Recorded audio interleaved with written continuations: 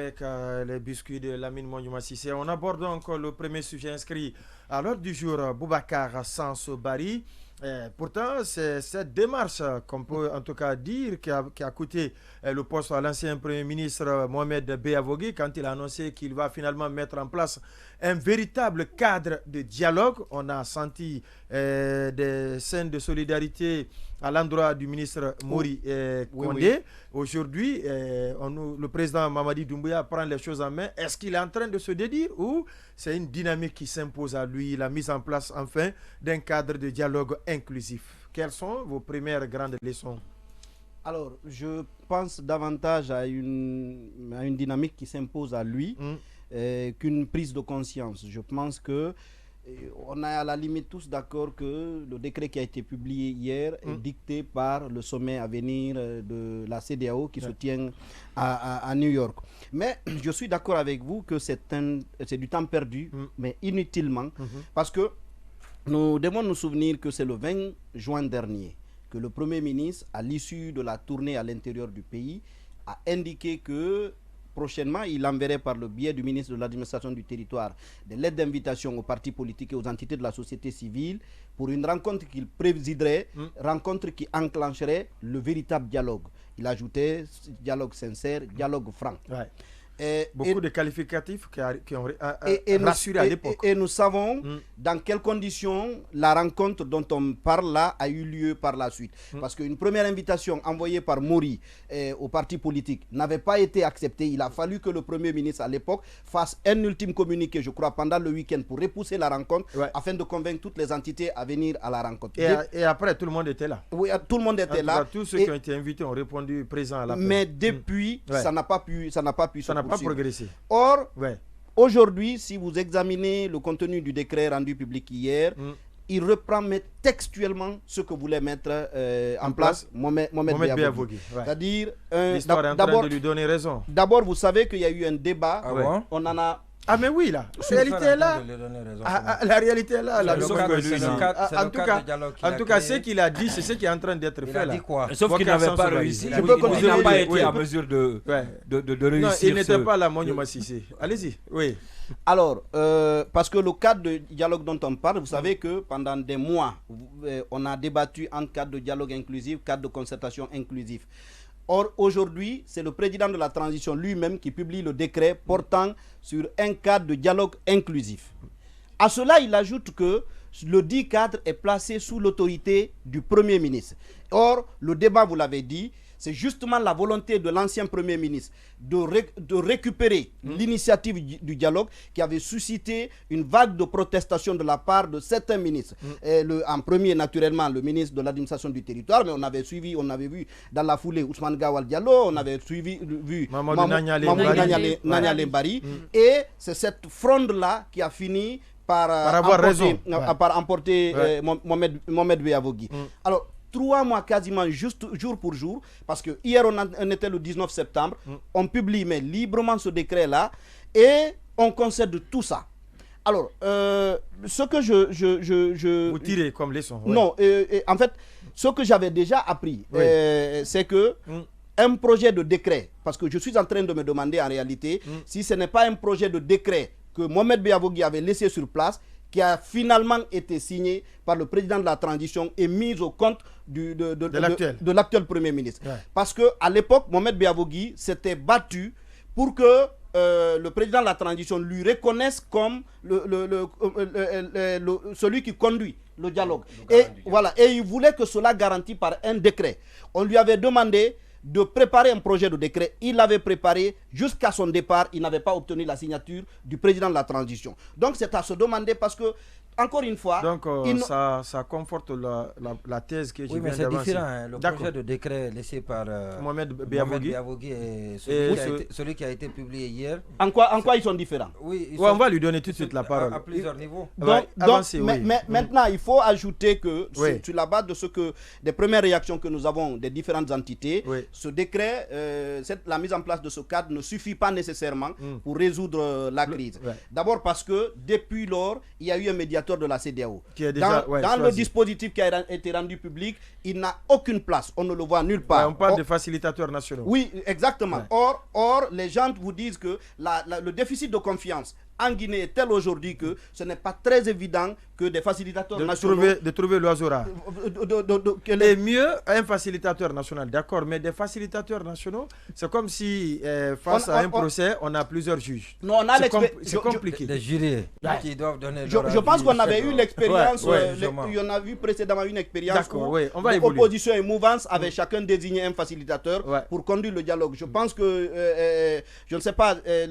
mais sauf que on n'est pas dans le même dispositif. Qui sait? Peut-être que c'est révélateur de quelque chose. Ouais, je suis d'accord avec vous. Oui, Habib Marouane, sur ce décret maintenant qui annonce la mise en place d'un cadre de dialogue, alors qu'il y a un cadre de concertation qui a déjà été mis en place et sur lequel toutes les autorités... Qui devient morné. Voilà, c'est donc une structure mornée. Oui, je suis tout à fait d'accord avec Sanso. Parce que au regard même du décret qui a été publié hier, j'ai comme l'impression que c'est du réchauffé. Pourquoi du réchauffé? Le contexte du décret, le décret n'est pas venu dans son contexte, parce que c'est comme si c'est du travail, sur le travail de Mohamed Beyavogui qui a été finalement admis par le président de la transition. Ça, c'est à la première vue après la lecture de ce décret. Le second aspect, après la lecture de ce décret, au-delà du contexte, ce sont les éléments même du décret. Parce que c'est un décret qui prête à confusion.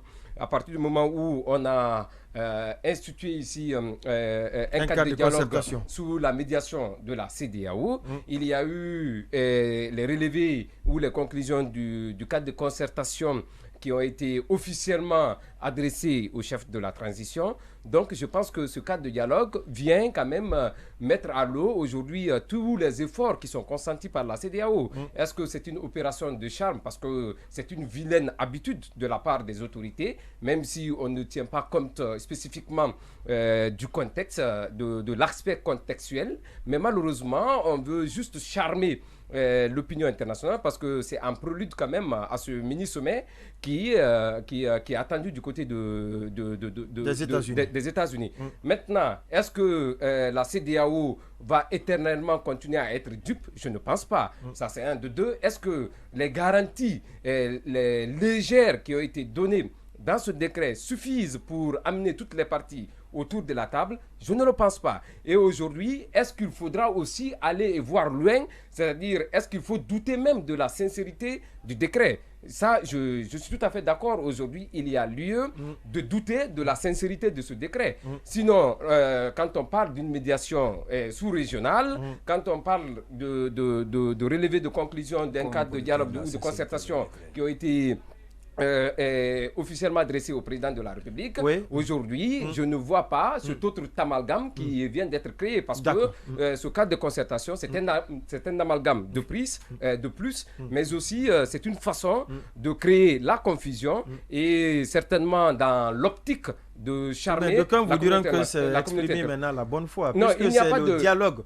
Le dialogue qui est réclamé, enfin, ce qui est sollicité est déjà là. Non, on va donner la parole à c'est un avis contraire.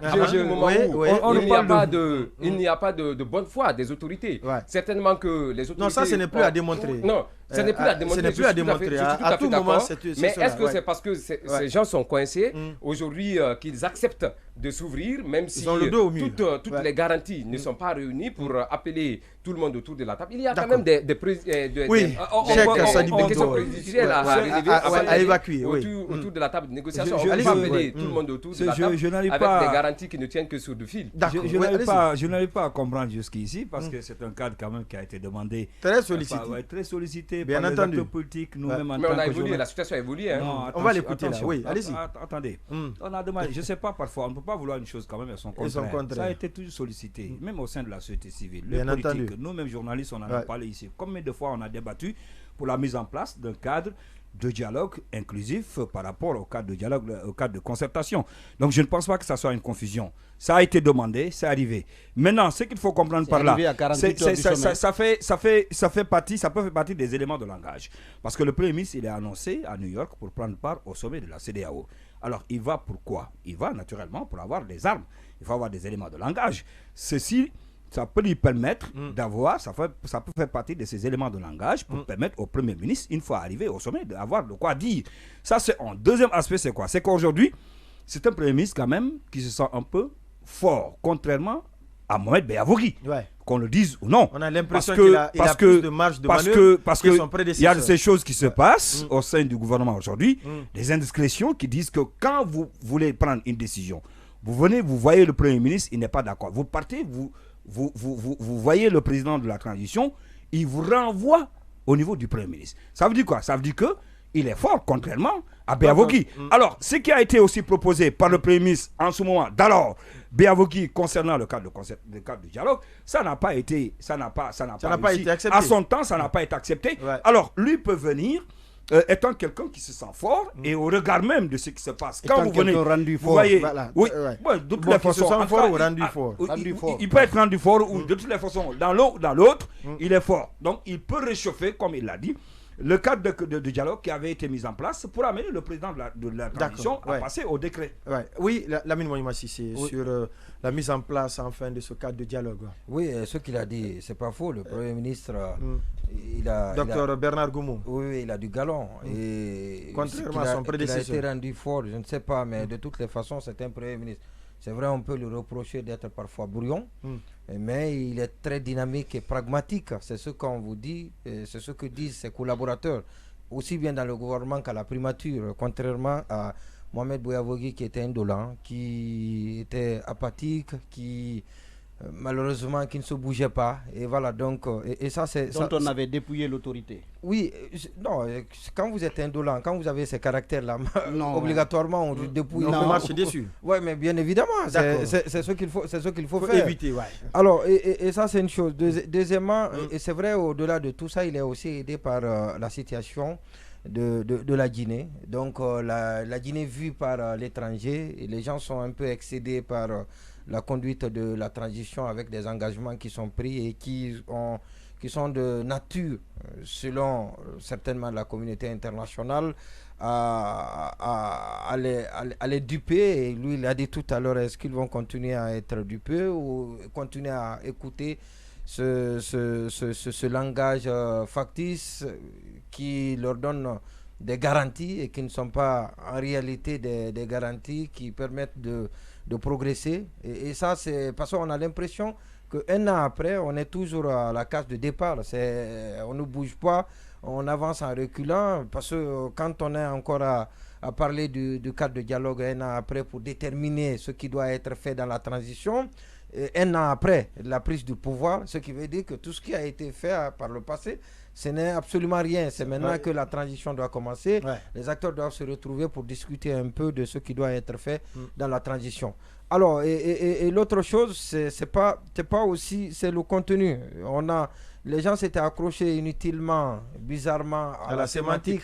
Concertation, dialogue, ça ne veut absolument rien dire. L'important, c'est de se rencontrer. Ce qui est important. En toute franchise. Voilà, ce qui est important, c'est la rencontre et la volonté. Mais moi, je pense que la nuance a pesé. Sinon, on n'aurait pas changé depuis la présidence.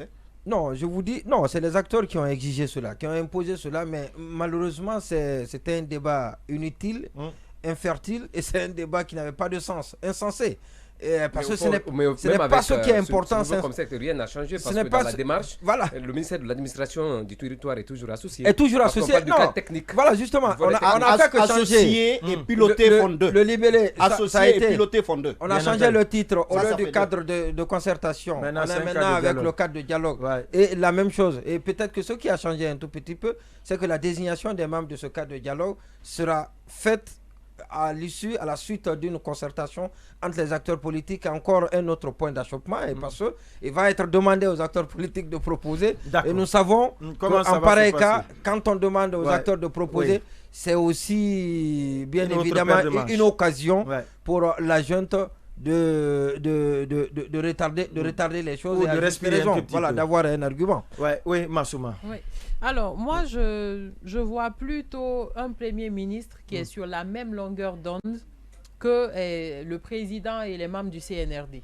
Contrairement à Mohamed Beavogui, qui, à un moment donné, quand on l'a vu vouloir prendre en main cette histoire de ses responsabilités, on a tout de suite senti qu'il n'était pas du tout sur la même longueur d'onde que les autres, parce que lui, il était dans cette optique de vouloir faire avancer les choses. Mais aujourd'hui, on pas forcément, moi, c'est ce que j'ai vu. C'est moi qui ai parlé. C'est ce que j'ai entrevu. Après, quand vous parlez, elle ne vous interrompt pas. Allez-y. Et alors, la nouveauté que je vois, on dit mise en place d'un cadre de dialogue interguinéen.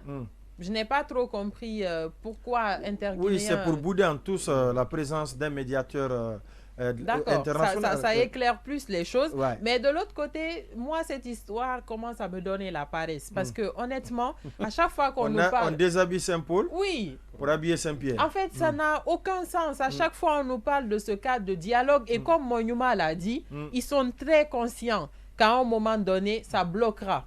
Ça bloquera, pourquoi? Parce que les acteurs politiques entre eux ne vont pas s'entendre encore une fois et ils n'auront d'argument que de dire, voilà, on leur a tendu la perche, c'est eux qui n'ont pas su désigner en fait qui il fallait désigner pour que les choses soient faites correctement. Et ça arrivera qu'on le veuille ou non.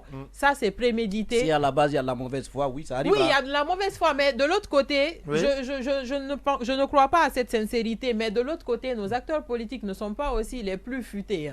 Ça, il faut le dire, parce que quand on est face à des gouvernants qui sont dans cette optique-là, il faut quand même avoir des stratégies un peu intelligentes pour ne pas que ça bloque. Mais comme d'habitude, c'est vous. On a vu... Ils veulent que ça bloque. Quand ça bloque, c'est le pays. Oui, c'est le pays, c'est vrai. C'est le pays, c'est vrai, mais quelque part, c'est que ça reflète, même pour la communauté internationale, ils diront ils ont quand même 3 fois tendu la perche d'une manière ou d'une autre, et à chaque fois, les acteurs politiques ne savent pas ce qu'ils veulent, c'est ce qui ne fait pas avancer les choses. Donc cette fois-ci, si vraiment ils tendent la perche, j'espère que ces acteurs politiques-là sauront trouver la sagesse qu'il faut pour avancer. Habib, oui, très rapidement, qu'est-ce que vous voulez placer? Ce que je veux dire, parce qu'aujourd'hui, au regard de la configuration même du cadre de dialogue qui est annoncé, c'est que le CNRD et le gouvernement s'extirpent du débat, alors que et le CNRD et le gouvernement sont des parties du problème. Donc aujourd'hui, la volonté ou l'image qu'on veut renvoyer, aujourd'hui, c'est au fait, il y a un rejet. L'image innocente. L'image innocente. Alors que pour résoudre ces problèmes, il faudrait que le CNRD et le gouvernement acceptent d'être des parties du problème et qu'on puisse trouver un médiateur. Ça, c'est un problème. Si le gouvernement et le CNRD sont des parties du problème, en principe, le CNRD et le gouvernement doivent être au-dessus. Il faut reconnaître qu'aujourd'hui... Le gouvernement est pris en compte dans le dialogue. Le gouvernement est pris en compte dans le dialogue. Il faudrait quand même que le CNRD accepte qu'il est une partie du problème. Parce qu'aujourd'hui, la question du chronogramme de la transition, ça ne concerne pas le gouvernement. Qui l'a fixé, ce n'est pas les membres du gouvernement. Oui, mais justement, la question est de savoir, est-ce que tout ça n'est pas remis en cause? Oui, c'est-à-dire justement les 36 mois, les 10 étapes, est-ce que tout cela n'est pas remis en cause par la mise en place de ce cadre de dialogue du décret? Si ça c'est validé, ça n'a aucune raison de mettre en place le cadre de dialogue. On sent aisément que le CNRD décide d'être au milieu de au-dessus de la mêlée, alors que le CNRD est un problème, est une partie du problème. D'accord, on dit, il y a aussi cette information de dernière minute, on dit que c'est une réunion à plusieurs enjeux qui se tiendra aujourd'hui même entre Selou Dalen Diallo, Sidia Touré et Elhadj Mamadou Sylla. C'est une rencontre donc de la Troïka qui a pour objectif de plancher sur les derniers développements de l'actualité dans notre pays, marqué bien entendu par la création d'un cadre de dialogue inclusif par le colonel Mamadi Doumbouya. Donc les trois vont se concerter. L'information est donnée par le site Africa Guinée. On va donc approfondir les choses davantage. Pourquoi pas demain appeler un de ces trois acteurs pour qu'ils nous disent quelle va être donc ça veut dire que l'avenir du nouveau cadre qui vient d'être créé dépend exclusivement de cette rencontre qui doit avoir lieu. C'est vous-même qui le dites. Ça devient compliqué. L'UFR déjà. On doit retenir notre souffle. On doit retenir notre souffle en attendant de savoir ce que les trois avons décidé du cadre de dialogue qui est créé. Si on a parlé de la représentativité, il faut en tenir compte. En principe, une telle rencontre devrait réjouir Monyouma qui s'inquiétait du fait que les politiques ne s'entendraient pas. Déjà, probablement, ils sont en train de se préparer à s'entendre. C'est quelle politique? Attendez, ça n'a jamais... Sidi Touré, c'est le Dalen Diallo. Ils se sont toujours entendus, le problème, c'est pas... Il y en a une mosaïque. On va progresser. Je reste avec vous, Lamine Monyouma Cissé, pour s'intéresser de ce gros remue-ménage dans le monde judiciaire, dans une série de nominations. Plusieurs cadres de l'administration judiciaire ont été nommés hier dans différents cours et tribunaux. Quels sont les premiers enseignements que vous avez tirés de ces différentes nominations? Alors, pour un